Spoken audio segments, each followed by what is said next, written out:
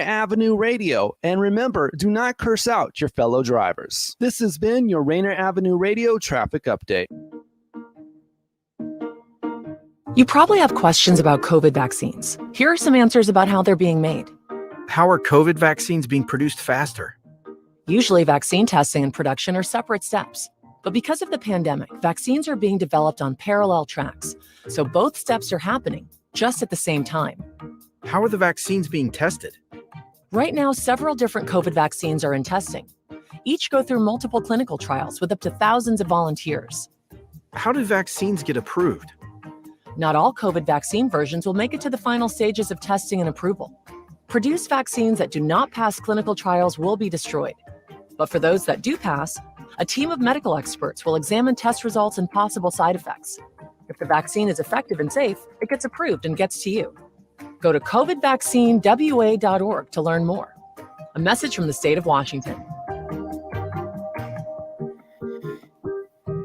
This is your Rainier Avenue Radio.World community update on free online exercise classes. The YMCA of Pierce and Kitsap counties has launched more than 60 free online exercise classes and youth programs to support the health and well-being of the community. Classes include boot camp, yoga, weightlifting, boxing, tai chi, and more. Find classes at ymca360.org. No membership is needed to access these classes at ymca360.org. Are you a cultural producer who has been impacted by the pandemic?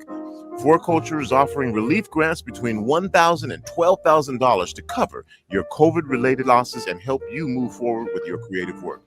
If you're creating cultural experiences in any discipline at any stage of your career, you should apply. Exhibit designers, museum educators, archivists, restoration professionals, curators, archaeologists, history researchers, artists, and more. That means you. Not sure if you're a fit? Give them a call and they'll talk you through it. The deadline to apply is Wednesday, February 2nd. Head to forculture.org/recovery to get information on virtual group workshops, application support, language translation, and more. That's forculture.org/recovery. Rainier Avenue Radio, your community radio station will provide you with more information. Rainier Avenue Radio. Welcome to Real Estate and Money, a half-hour program on Rainier Avenue Radio.World designed to help you whether you're a buyer, seller, investor, or renter in real estate. Your hosts are two local professionals who will escort you on your journey.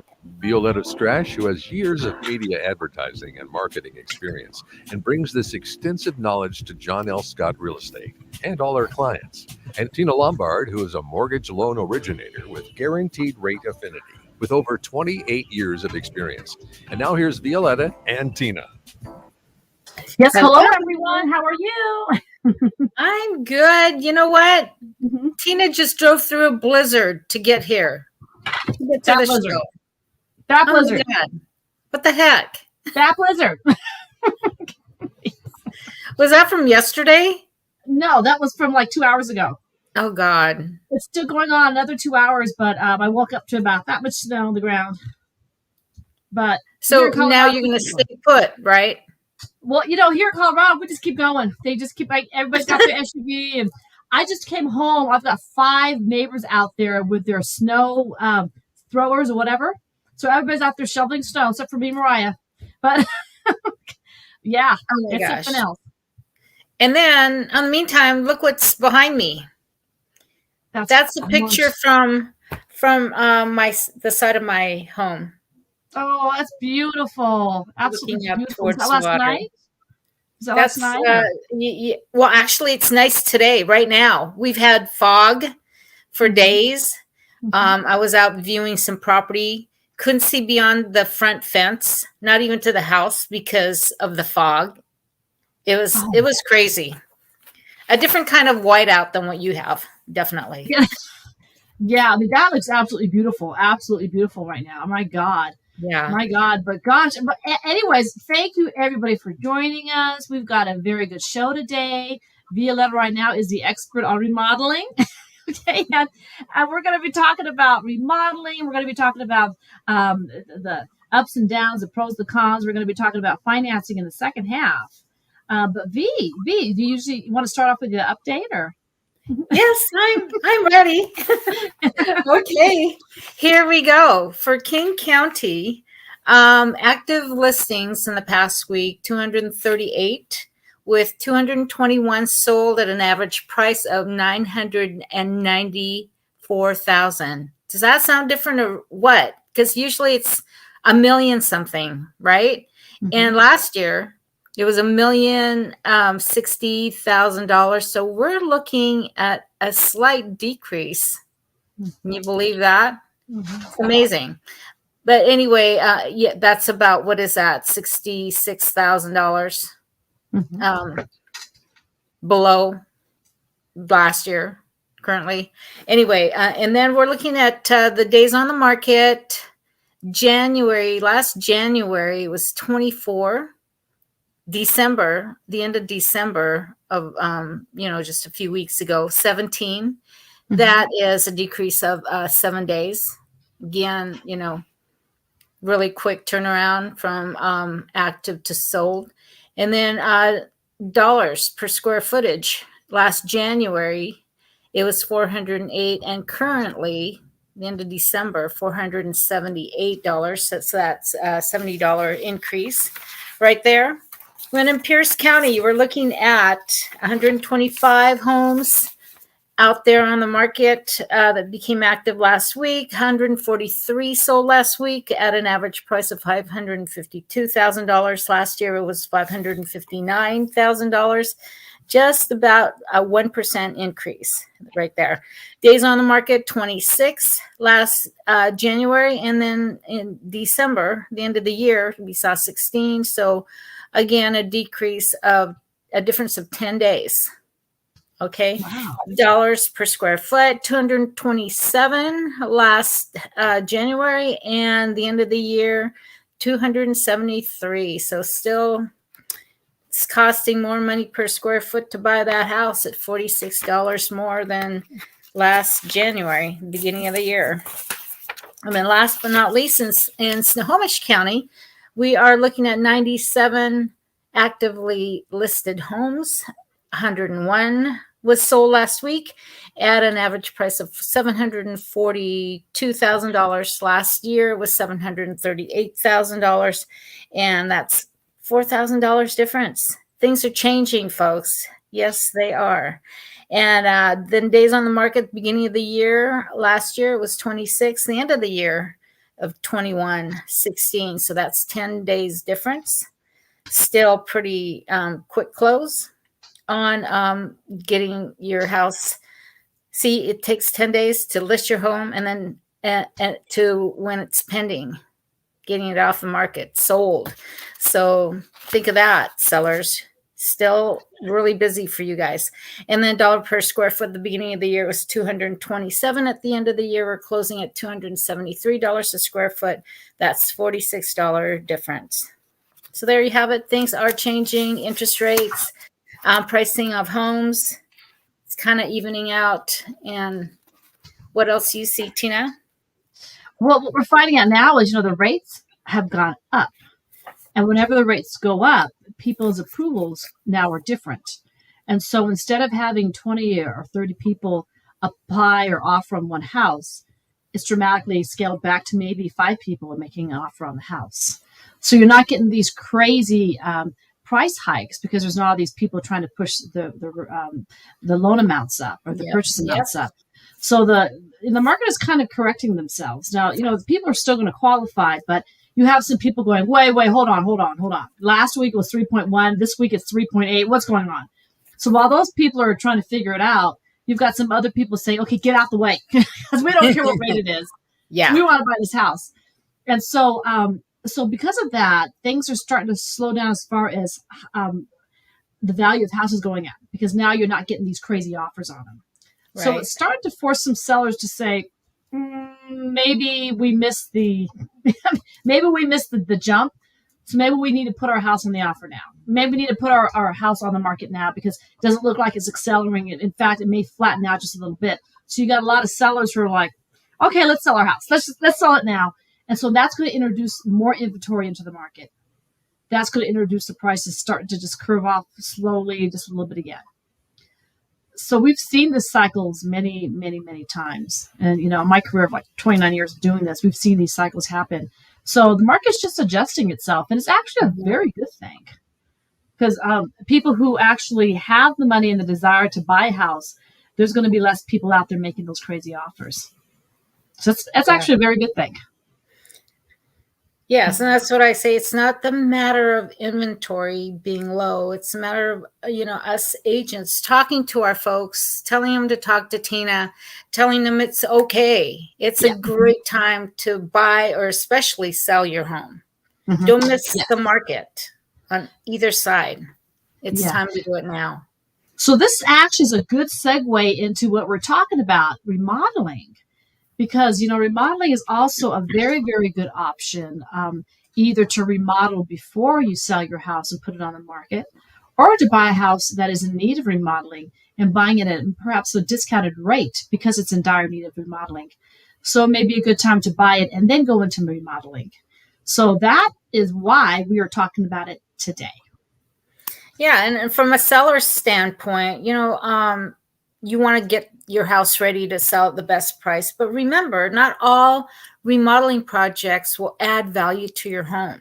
Some might even decrease the value. And you want to just avoid the improvements, whatever you want to call an improvement. Just don't do that. Like I have some examples of what to avoid doing as far as remodeling, because you may not get the money that you're thinking of. Chef quality kitchen, for example. You go all out and spend all kinds of money on new cabinets, new this, new that, but really a smaller kitchen upgrade could have an even bigger payoff, don't you think, Tina? When you're looking at house size. Yeah. Have you seen anything that might back up this point? Well, so for instance, if you're a gourmet cook and you want to have all this gourmet stuff in your house, the gourmet chef with the gas and, and all this kind of stuff, it may cost you $15,000, $20,000 to install this beautiful range. And the average person's like, yeah, whatever. I'm just going to microwave a burger. I really don't care. So you end up spending $30,000, $40,000 in this big chef kitchen. And the average wife comes in or buyer comes in and says, we don't need all that. We would have bought it anyways. So you're never going to recoup. Or they'd say, nah, that's not what I want. I want something better. So get rid of all this stuff, even though it's new. I don't care. Mm-hmm. I'll just do what I want. Buyers will do what they want when they move in. So it sometimes doesn't pay off to remodel a whole room and do all that when the next owner could simply care less and do their own thing afterwards, and you've just wasted all that money. Right. But why? A lot of times you'll go into a house, or my buyers will go into a house, and they'll say, "We love the house. The carpet's ugly." Yeah. And I'm like, "Well, great." And they're like, "Why did the seller change the carpet?" I'm like, "Why? Maybe the seller would have put blue in there, and you come in there and say, I want hardwood floors." So what sense does it make? So there's certain things in the house that you don't really want to upgrade because it has to do with a matter of taste. And also, if you're a seller, wall-to-wall carpeting right now, it's kind of like people don't care about it. First-time home buyers, they're going, well, we like that engineered plank, that vinyl floor, that's waterproof, that's scratch-proof. We have dogs. That's like all of this. We don't care about carpet. What's that? Yeah, exactly. So you got that. Exactly. So why spend all that money if you don't have to? So now there's a difference between remodeling and repair. And so if your bathroom, if the toilet's not working, if the sink has a leak in it, and the shower head, the plumbing needs to be all torn out, that's repair. Repair you have to get, in most cases you have to get done, to stage the house, or you have to tell somebody, hey, the toilet doesn't work, and some financing transactions like an FHA, they may have you fix the doors, fix the rails, fix the stairwells, that sort of thing for safety hazards. So there's some things that need to be repaired. Yeah. But if you're going to change the toilet, for example, you don't have to have a gold-seated heated toilet. That's kind of stuff. Not? Put it in there. So So, that sort of thing. If a mirror is breaking or something like that, I mean, fix that. The refrigerator doesn't work, fix that. But don't just say, you know what, I really think, marble countertops would be much better in here. I mean, don't do that, because they may say, I want quartz. I don't want that. Yeah. So, Well, yeah. We have a few more ideas when we come back from the half. Okay. Tune in to Real Estate and Money every Tuesday afternoon from 2:30 to 3 here on Rainier Avenue Radio.world. Join your hosts, Violeta Strash with John L. Scott Kent North and Tina Lombard with Guaranteed Rate Affinity. They'll help you navigate the waters of our volatile real estate market and offer you some guidance on how to make your hard-earned money work to make your dreams come true. Learn about current trends, get tips on financial matters, and have fun, interactive discussions about your home inside and out. That's Real Estate and Money. Great. Okay. So you really want to assess, repair, or remodel, and talk to your agent, talk to Violeta, what would be in your best interest. Because, renovations are not a natural part of ownership, don't you think, as far as owning a home? But make sure you know how each improvement is going to add to the overall value of your home. So be careful about that. And then, for example, painting, a simple do-it-yourself painting project. An amateur could be seen by the next person. Oh, there's blobs over here, or they missed that area right here. What happened there? And it could even devalue the value of the property, don't you think? Oh, yes. Absolutely. Yeah. A lot of times you want to look for the reviews and you want to look for personal references. Those are the best, because if somebody had a really good experience, they're more likely to say, you have got to get this gentleman or this woman and go with that. Go with somebody that's got some teeth in the game. So if there is some confusion, you've got some type of recourse. Yes. And remember, talk to your agent, me, hello. I will always give you 3 referrals for each of the different vendors you may need, a plumber, an electrician, a painter, and go research those people, because your agent has vetted them, because they've done a good job in other places. They've got good reviews. So try to go with those people that we know, like I know, trust, and respect their job. Yeah.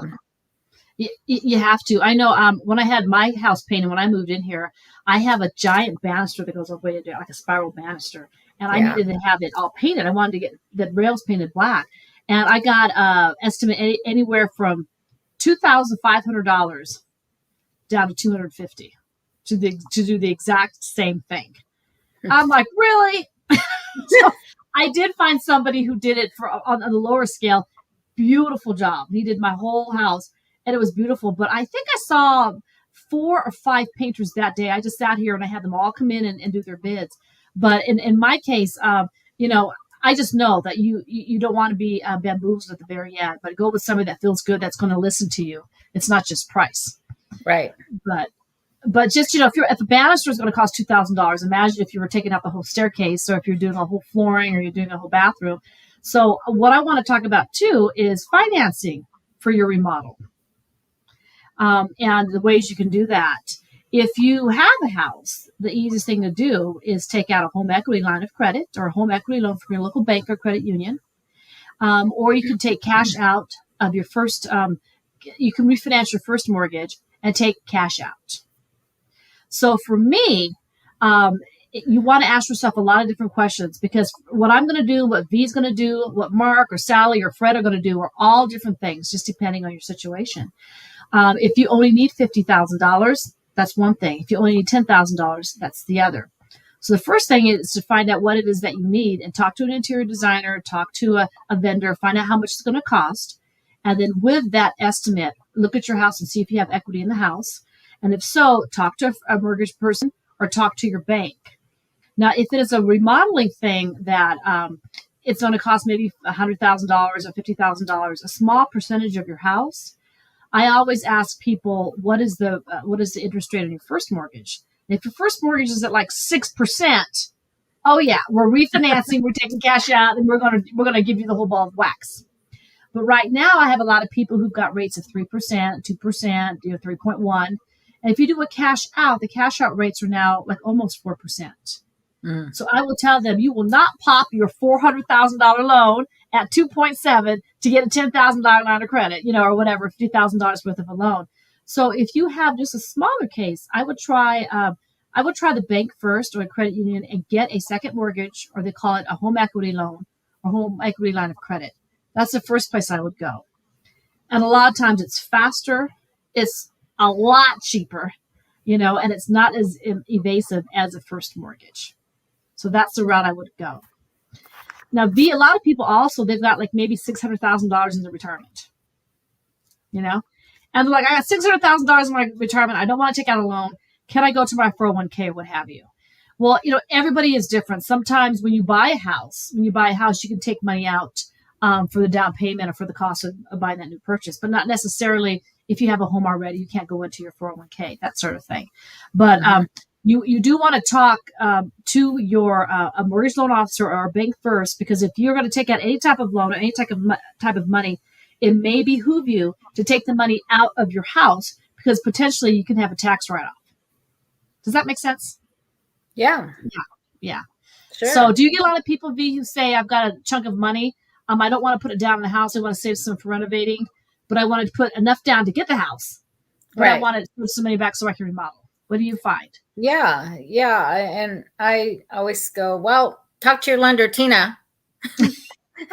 See what she advises. I'm not a financial guru by any sense, but that makes sense to me. If you need to get some additional funds to buy furniture, right? Or do some fresh touch-ups before you move in, you try to figure out where it's best to pull that money. Is it a home equity, or is it doing something else? Yeah, with Tina's help. Yeah, I remember our first house, we had to put cabinets in because whoever was there took all the facing off the cabinets and everything was open. So we had Sears and Lowe's and some other people come over, and they were going to do the cabinetry, but we didn't realize they actually put a mechanics lien on our property.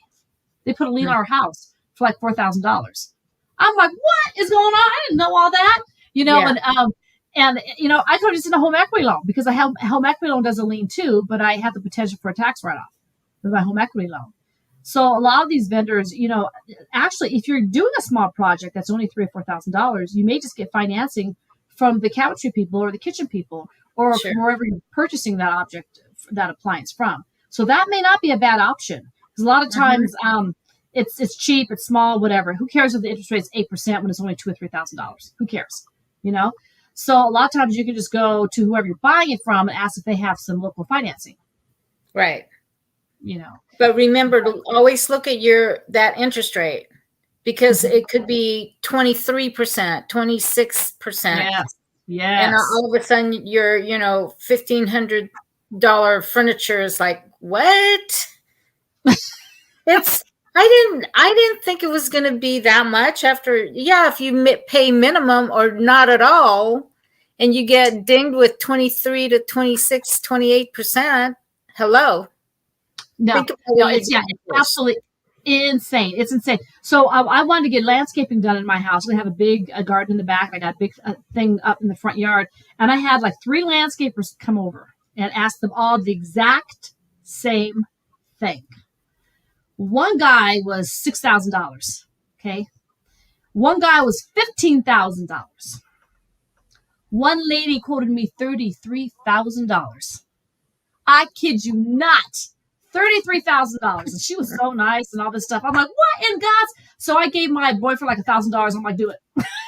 So whatever, I'll buy the furniture, I'll buy the, whatever. I'll buy the dirt and the tools, the rocks. Yeah, I got some rocks. I bought like 2 tons of rocks, like rose quartz rocks. We put them out in the front yard. I gave him a margarita, whatever, and. I did it myself. I'm like, oh my God, $33,000. Good God, woman. So you really want, there's a big variation, between different things. So you can't just go with the first person. I don't care how nice they are. Okay. And have somebody shadow you, like a friend or, your realtor or your loan officer, and say, listen, he's charging me $50,000 to change my shower head. I mean, is that all right? I mean, don't be ashamed to ask somebody. A lot of times My mother was always bamboozled. She was a beautiful little Filipino lady. And she's so sweet. She always got bamboozled by somebody, and she would end up paying 4 times the amount of money. Yeah. So make sure that if you have an elderly person, or if you're elderly or perceived elderly, and somebody's giving you a bid, do not go to the first bid. You ask your friends, you ask your realtor, your lender, hey, does this sound right? And so get some feedback. Yeah. Get some feedback before you just take the first offer. Give me some examples, V. Am I correct? Oh yeah. There is a client of mine, a current client of mine, has purchased a home, and I'm actually going to feature this home on a video series on YouTube pretty soon. But even looking at a contractor, $200,000 budget, $250 budget. All of a sudden, the first bid comes in at almost $500,000. They haven't even moved in. And what the hell, Oh, sorry. That's okay. That's okay. Yes, you got to stop right there and say, "Wait a minute. Let's talk to some other folks and see who else is out there that can maybe do the job." Yeah, I understand. There's an issue of people just having too much going on with their company. So to fit you into their schedule, to get the job done with their staff, it's just like all the workers are just stretched to the max. Well, then move on. Find some other. There's always somebody else. Always somebody else. And make sure, ask them if they're bonded. Yeah. If they're insured, if they're bonded. My mother always had some person that fell off a train or something that was the cousin or ninong to somebody. And she had to do her house, and they would do it for super cheap, but they didn't file for permits, and they didn't have bonding. So when things started to leak and things started to go bump in the night, my mother had no recourse. Yeah. So make sure that they're bonded, just because they can do it cheap, and they used to do this in the Philippines, or they used to do that wherever they came. My mother always had a heart and soft spot for somebody's cousin, niece, uncle, somebody, and they weren't bonded. And and then later on down the line, things happened.